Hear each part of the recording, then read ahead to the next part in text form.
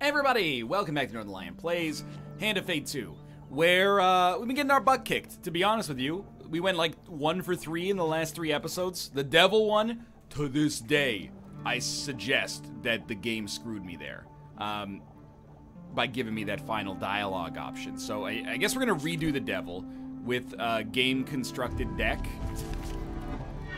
Because we already, you know, we know the lead up for this. We got the devil who was actually Lord Apollyon. If we don't pay close enough attention to the dialogue, we just die. But we were, I really thought we were guaranteed to win on the last one. I didn't think the game would have the cojones to just kill us instantly. And that's my bad. Let's do better. It has been an eternity since I traveled with like-minded associates. It's actually been like 2 days on my end. As you arrive at the tavern one evening, anxious to settle beside a roaring fire with your companions. As you enter, however, you are surprised to find no familiar faces. That's right, all of our companions get taken from us on this mission. After a meal and several hours of waiting alone, a priest rushes in. Your friend Ariadne lies stricken at our temple. You arrive at the temple to find Ariadne lying on a simple bed attended to by a church official. Yeah, she's dying slowly. We don't have her. It's a question mark. The official leaves, shaking his head. It's not my place to say, but perhaps there are other places you may seek help. You gotta speak to the high priestess. We gotta get 4 blessings to do so. So really, the first third, or the first 3 quarters, I should say, never been great at fractions. I'm like, why don't we just use decimals, okay? Never been, no, we don't need to talk about fractions anymore.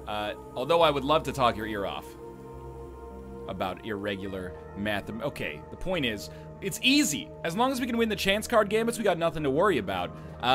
Where we start to have a problem is in that final phase where we gotta rescue Malaclips or Kolbjorn, I can't remember. I've got to figure out how we get to, it's actually the captain, isn't it, Estrella?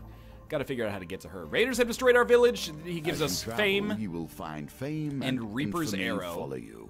Not yet, however. Not the piece of platinum equipment I would choose, but maybe that's why I'm losing. Given times are so dark, you are lucky. Now we get introduced to Lord Apollyon. To greet him graciously. He is a nice guy. He really helps us out with the first, you know, 3 of these gambits. So you'll forgive me for skipping through some of the dialogue here. Mask of Holy Fortunes. 1 failure card glows red during the shuffle and chance card gambits. Lovely. It's great that we got a head start with fame, because fame is going to allow us to wear that mask more quickly and do better at chance card gambits as a result, probably. Wow. The platinums, dude. Visit the Gold Mountain. You join one of the long queue of goblins waiting patiently for their gold. He asked for our name, I remember. They scratched our name into the thing. We get a lot of gold, like 4 gold game cards or something stupid like that. So I think we're at 65 gold, and then another 15. We got 80 gold as a result. If we go back, I don't know, maybe we could lie and get more? Name? He looks down at a list. Fine, you've already taken your gold today. Humans are all the same. Greedy. Alright, I guess we'll explore Goblin Town. I think it's here. I'm not very smart. The cavern is so vast that it's impossible to gauge the height of the city's great stone ceiling. A passing goblin notices your gaze. Wonderful, isn't it? A great burrowing serpent ate out, the earth on Goblin King's command. Suddenly, urgent horns right, so they kick us out. That's fine. A panicking rat beast barrels down the street, knocking you into a goblin portal, which takes us to Lord Apollyon. Okay. I lack the blessings required, my friend. I lack them. Perhaps you can be of some assistance if you allow me to win the game of chance. I beg of you. I will accept your duel. Failure is gonna glow red. Oh, no, it won't yet. That's my bad. But as soon as we get up to 12 fame and we can put the mask on, we should be good to go. Retry any chance card gambit. I like it. After all your rerolls, reroll your lowest dice. Lovely. Adds +2 to each of your dice during the dice gambit. Beautiful. Huge failure is considered failure in precision. I don't know if there's any precision on these ones, but still. Alright. I'm not trying to rush. As you pass near a darkened alleyway one evening, a blackened and misshapen hand grasps you, pulling you close to the darkness. You stand at the precipice of ruin. Right, this is supposed to be bad Michael Caine, right? The Dark Lord has taken an interest in your destiny, and even now is engineering your downfall. The hunched creature pulls you with surprising strength further into the shadows. But what can help? There's magic that can help you beat him at his own game. We can craft it, you and I. I don't know why Michael Caine is now from New Zealand. Doing so many, test your spirit, but it's better than eternal darkness, eh? He looks up at you, his yellow eyes glowing faintly. Do not fall to despair, we will meet again soon. 5 of 4 blessings. I love it. Thank you. The High Priestess is expecting you. No surprise there. Please, yes, equip this. Worthy. She says, I know why you've come. It's no wonder your holy people cannot heal her. This is no minor curse or spell from a magician. A beast of the underworld has tainted your friend's spirit, and without my help she will die. As Maranthia pauses to consider you, her gaze boring into your soul. I think your fate will be to one day destroy the one who brings ruin to my people. Until then, the enemy of my enemy is my friend, yes? I was told there would be no math. The Queen of Frost sends you to another room as she prepares a ritual. Many hours later, you are summoned again. You find the Queen standing over Ariadne, who, apart from being famished, appears fully recovered. Leave when you are ready, as Maranthia declares, turning you to leave. But heed my warning, hero. A shadow hangs over your soul. Stray but a little, and you will fall to the ruin of us all. Malaclips told me he was going to the village of Rumstock to investigate a rumor of a magical artifact. Ariadne explains as you leave the ritual house, her accent changing polymorphically. I was to meet him there some days ago. 1 of 4 done. Good stuff so far. As you journey towards Rumstock, you're disquieted by an increasing number of rumors concerning the village. Seems every traveler coming from that direction has heard of terrible ritualistic murders being performed in the woods nearby. The rumors also suggest the mage responsible has been captured. Disguised himself as a bard. Right, I remember. So, we might as well explore everything first. Dark alleys. You either choose to fight greed or corruption. What is our equipment right now? Heavy weapon. I think we will choose to fight... Oh, wait. What's the item? Sacrificial bond. I don't think that's that good. I will go for the treasure. The visible enemies with the locked chest. Because I don't really think Sacrificial Bond is that useful. The ability to discard a pain card, I don't think it's worth very much, to be honest with you. Because you lose your companion for 3 turns. Plus, you know, we're 6 minutes in or whatever. No combat so far. Time to get down to business. Don't say to defeat the Huns. Don't say to defeat the Huns. Get bashed on, my friends. Not the best weapon for taking down Corrupted so far, but I love the hammer executions. They just look brutal. I still don't understand, and I don't hold it against the game too much, but... No!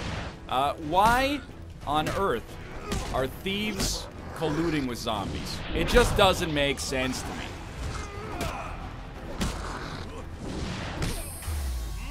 You will not damage me, my friend. Nor will you. Alright, come back to life, please. Nice, good swing. Almost killed your partner. No big deal, though. It's not like I failed this mission on a freaking technicality last time. Get bashed. Get bashed. Look, my friend. You look like the mascot of my hometown's OHL hockey team. You stand no chance. If the Kingston Frontenacs were ever to play the Sault Ste. Marie man with huge hammers, it would be the easiest hockey game of all time if the mascots fought. Now, mind you, we got some alumni. Chris Grattan, Chris Gratata, Eric Goodbranson. What am I talking about? Anyway, yes, equip Reaper's Arrow. That I'll probably never use properly, but that's okay. 20 life is irrelevant. And Dice Gambit that... I'm just thinking, like, can we literally... What are our odds of failing? Obviously, we could roll, you know, 6 ones. 3 this time and 3 the next time. But considering we add 2 and also re-roll our lowest, yeah. I mean, we rolled a 19. A win here on 3 6-sided die. Gladiator's Visage. No, I do not want it. But I can sell it. It does also give us the chance for blessings. So, this guy wants us to kill this devil. I'm gonna do it this time. With a mighty blow to the head, you knock the devil unconscious. Soon you've removed one of the beast's horns and handed it to Theophilus, who places it in a sack made from the same dark material as his cloak. That will do for the first element. I must immediately prepare it. He regards the limp form of the hellspawn. Do not be here when it wakes up, mortal. It will be angry, and you have not the means to kill it. This guy seemed like a bad person last time, but maybe he's actually a good guy. So we're gonna sell Gladiator's Visage, because the Holy Fortune is just better for us here. And we actually, now that I think about it, we might as well sell Battered Helm. Not that we need the gold, but now we will look at equipment. absolutely. We'll take Gambler's Jewel. So the lowest thing we can roll on dice now is about 100. And sure, shuffle less. We'll equip some leather armor, or sorry, Imperial armor. Then we'll go sell equipment. We'll sell our leather armor. And probably spend like, yeah, 30 gold for 10 food seems like a completely acceptable trade. I am very happy with the way this went. Thank you. This is like actually the best general store card we've ever used. Lord Apollyon, hello my friend. I remember, blah blah, accept the offer, but you gotta beat me in the... Or do I? I don't remember now. Approach the village. A wooden stake with brushwood piled around it stands... Right, okay, I remember. So, Malaclips is about to get burned at the stake. We've got to go, talk to Lord Apollyon, beat him in a chance card gambit while he's appealing to, you know, the people of the town to help out. Anyway. Good, decent folk from this town have been murdered, and it's the mayor, that's right. Good, decent folk from this town have been murdered, and I will see to it that they receive justice. And who are you that we should listen? The mayor exclaims. It'll take more than a word of a nameless mercenary to free this creature of darkness.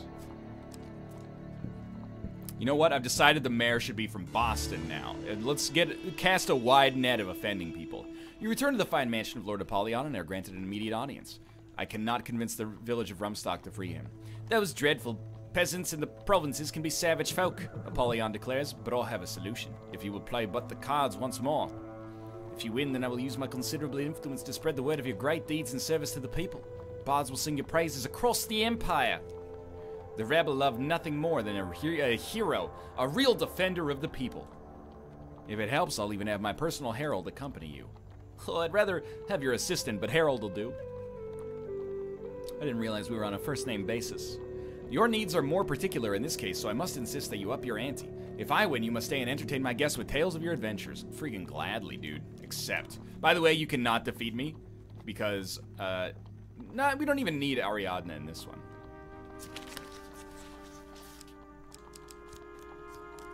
Look at that. Confirm. We got Guardian Angel, we got Imperial Armor, we got Ariadne, we got Mask of Holy Fortunes. We got no problems. You gain 24 fame. Alright, now we come back here. You arrive on the outskirts of the village of Rumstock. As you approach, a woman tending her garden spots you. She sends her child to fetch the mayor, and minutes later, a throng of other villagers approach, led by a balding man. Look, someone calls out, the hero of the empire is in our village. Hey, you're here for the demon, of course. That's not, it's more of a Brooklyn sort of thing, but that's okay. The mayor says as he approaches. You must have heard that we captured it ourselves. The peasants all cheer. Don't worry.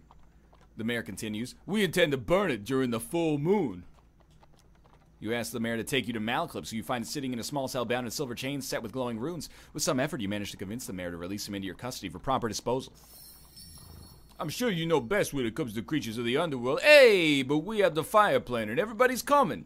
Perhaps you could stay just until the full moon, he asks hopefully as you lead Malaclips away. At the edge of the village, the mayor reluctantly removes Malaclips' chains and stands well back as you leave. Thanks, Malaclips says. Those country folk weren't kidding around. Lovely. What about Estrella and Kolbjorn, he asks as you begin your journey back towards the capital. So far, so good? Ah, I remember this lady. She works for Progressive Insurance. The next day, you stop to rest at a small inn. There are a few other patrons as you consume a sparse meal before retiring to your room. Moments later, you hear a noise at the window. It suddenly opens, allowing a hooded stranger to slip inside. Relax your sword arm, mercenaries, the woman exclaims, warding you away with an open hand. I seek only to deliver a message, that your colleague, Kolbjorn, has been acquired by the guild. You see, she continues, leaning against the windowsill, with recent setbacks to our income potential, we've had to expand our enterprise with kidnapping and so on, and a rival tribe has an impressive bounty on your friend's head. It's all just business. For only 150 gold, you can buy your friend's life back. Bring the gold to the East Market Square and someone will contact you. Otherwise, well, I can't say how he'll be treated by those barbarians, the cloaked woman says as she ducks back out of the window, vanishing into the darkness once more. We need 150 gold. Which, we might as well just say hello to Lord Apollyon. History Hello, cunning and man. time work in strange Trade a ways. blessing for new equipment. I'll forgive Sure. you visiting such an amateur. I Until will trade... now, you had no idea what true power Sure, whatever, dude. was. I will trade Fate's Path, which on a small map doesn't really matter. The gods will favor me now, he smiles with satisfaction. Here, I took these from my last visitor. I needed only his bones anyway. Oh my god, it's my own helmet, dude. but fit for task.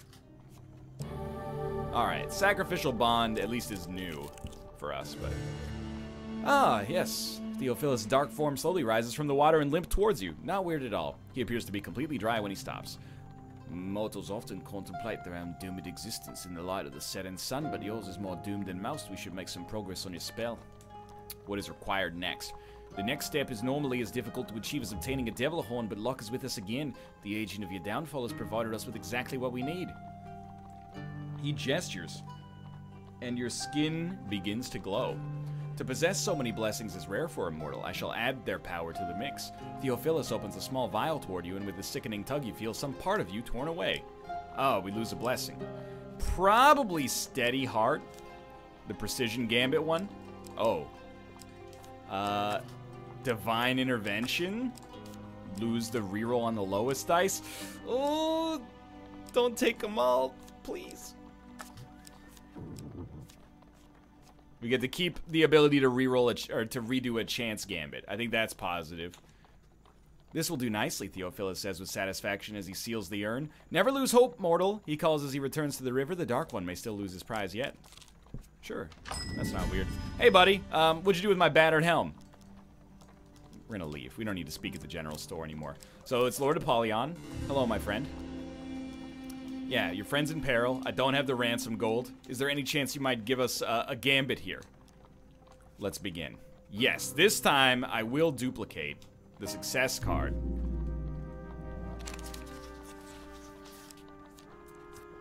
Oh, I will choose again, please.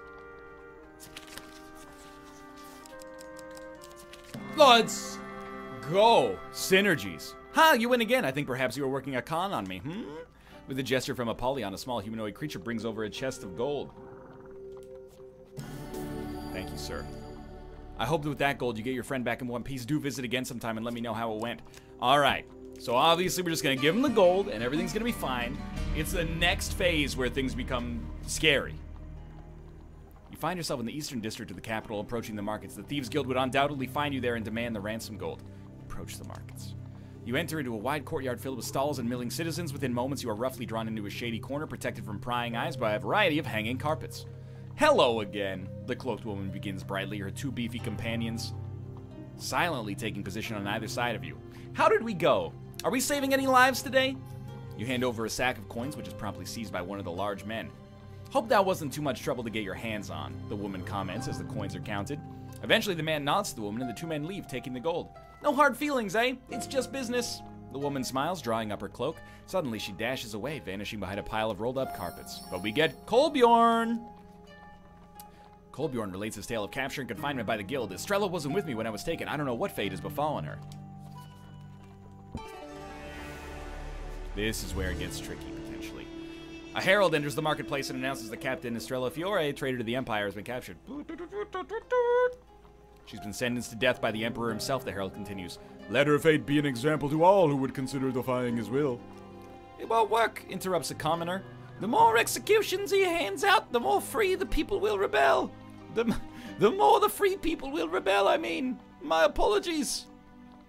The Emperor is cracking down on the lawlessness running rampant in the city, the herald responds. And you sound like a rebel yourself. Discreet inquiries leads you to learn that Estrella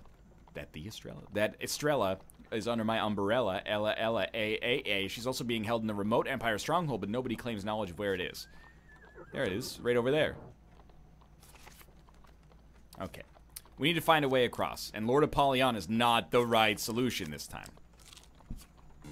Gambling Hansel. Here's a token for you, if you can earn it. I remember.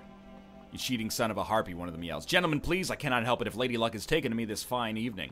Nobody's that lucky, a soldier exclaims, drawing his sword. The other soldiers advance around the table. The unarmed man suddenly leaps from his chair and ducks behind you, saying, Mercenary, I implore you. I am a humble and honest merchant in need of aid. I will defend Hansel, which I did do last time. And we gotta take a different option. Because we didn't get the token last time. It's just one dude. Well, seems like a good time to use Reaper's Arrow. And immediately get hit. That's 200 damage. Something doesn't seem right. Get bashed on, my dude.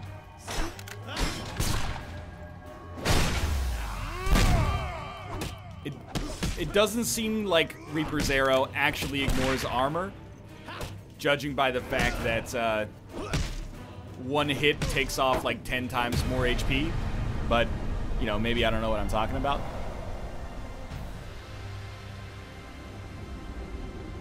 Maybe I'm doing the math wrong. Maybe it never said it ignored armor. I thought it said it ignored armor, though. You gain 2 fame. All right. A man who cheats has no honor, the Northerner says matter-of-factly, sheathing his knife and hefting the merchant's money bags. He will not cheat me again. This time we're going to search Hansel. Last time we tried to save the Northerner. Or save him from the Northerner. His wounds were clearly fatal and you find nothing of particular value on him. An Empire captain arrives with a dozen men and after some brief questioning soon leaves to pursue the Northerner. You slip out the back. Okay, so we need to maybe just let them kill Hansel right off the bat? I don't know. Illicit trade. I like this one, actually. We get to choose equipment, but we don't need any, so... Alright, we'll keep the one most likely to sell for the most money, I guess. And we lose our companion, right? Oh, no, we need to fight to save it. Okay. This is so not worth it. I mean, I don't want to be an armchair deck constructor here. You might say I'm a little bit of a spike in Hand of Fate, too. But, I would not necessarily have suggested that the right course of action was to put that card in the deck, but that you take the good and you take the bad. Or suboptimal. Because if it showed up earlier, it might have been an appropriate choice. This guy's got to go. Oh, I just rolled like head first into that bullet. Stop. Okay, he curved the bullet. Are you James McAvoy? British actor and star of the 2008 film Wanted? I didn't realize I was getting McAvoyed.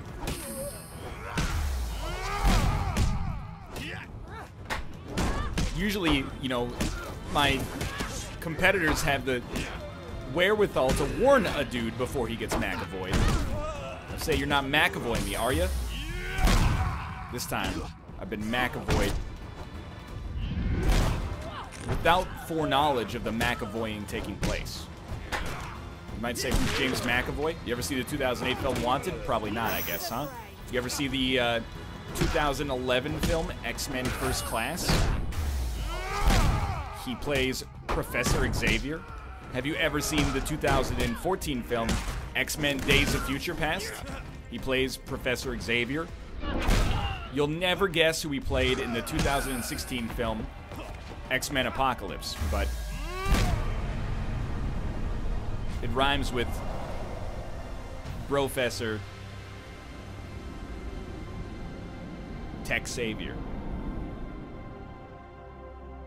Sweet. Thanks for the helmet I can't use, and the food that I guess I could, but... Soothsayer. I love the Soothsayer card. Okay, let's take inventory. She just took our gold.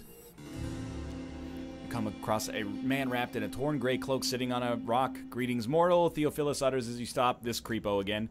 The next element of your magical salvation is approaching. He begins without bothering to stand. You will meet a traveler on the outskirts of the forest. Trade with him to obtain the feather of an angel. Do not reveal what use you would have for it, for I wish you luck. Theophilus sits quietly as you continue on.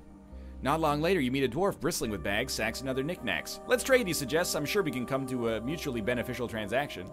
I will trade for an angel feather. As it happens, I do have an angel feather that I traded for from a kobold mystic in the western provinces. Do you need it for anything in particular? I don't think we need to double, because we have a 66% chance to begin with. Because we're obviously not going to pick the red card, so we had a 2/3 chance of getting it right. You managed to convince the dwarf the feather is probably a fake, worth little more than a few beads in the torn half of a map you find in your pack. The dwarf is barely out of sight when Theophilus is suddenly beside you, saying, "That dwarf has never had such a valuable prize in his possession and perhaps never will again. Sucker. We just ruined a local business." But now it is time for the spell to be completed. Theophilus takes the feather and adds it to the spell concoction. The vial gives a silent, bright flash and then returns to normal. At last, after all these years, I will be free. You lunge forward, reaching for the vial, but Theophilus is already opening it. No! That's alright, this is very slow. The pendulum swings like a sigh. Pendulum swings Very like hope England or do. fear. Bobbies on bicycles, too bad too. No, Theophilus cries as he wrestled the vial from his grasp. Please, mortal, you don't understand. This is my only chance for freedom. Explain yourself. I was like you once for the purpose and inflated sense of destiny, Theophilus says bitterly. I dared to stake my soul on a card game. Sounds familiar. I've been enslaved since before the Empire formed, even before the Dragon Slayers waged their war. I have seen and done things that would drive you to madness. Without that vial, I shall suffer countless lifetimes more. You know what, dude? Have the vial. You, give it to me willingly. I do not know your every deed and exploit, hero, but I do know this is the greatest mercy you will ever perform. Almost makes up for completely ruining the, dwarves' business. Hey, but, so, no. He's going to kill Lord Apollyon and allow us to escape.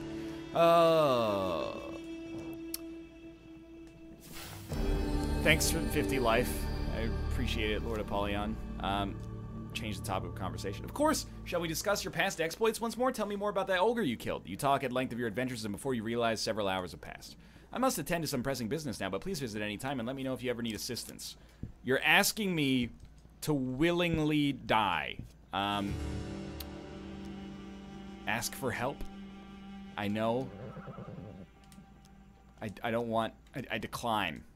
Ah, it would have been a fine game. Perhaps you will reconsider when you realize the futility of your quest without my help. So we have a problem here. As always, I'm such a nice guy that I think I've screwed myself. Go camp. Review mission. Change appearance and then go, hey, Lord Apollyon, it's not me anymore. Well, I guess we'll try to... Here's my hope. First off, I feel like an idiot. I also am a little bit mad if the game forces me to die again as a result of my kindness. But I'll be honest with you, I think that maybe the now mortal Theophilus will come in and slay Lord Apollyon. Ask for help. Accept. Yeah, I know. I know. Sure, choose again. There you go. Nope. We're just dead. I'm actually, like... Congratulations, game. So, you're gonna say, NL, you're being a moron. The impossible seems out of your grasp. At least for now. But... I actually just don't know. I guess you're supposed to drink the liquid, and if you don't drink the liquid, you lose?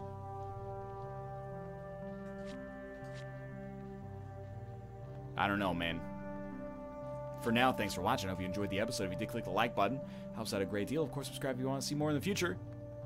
I'm crestfallen, but I'll see you next time regardless. What?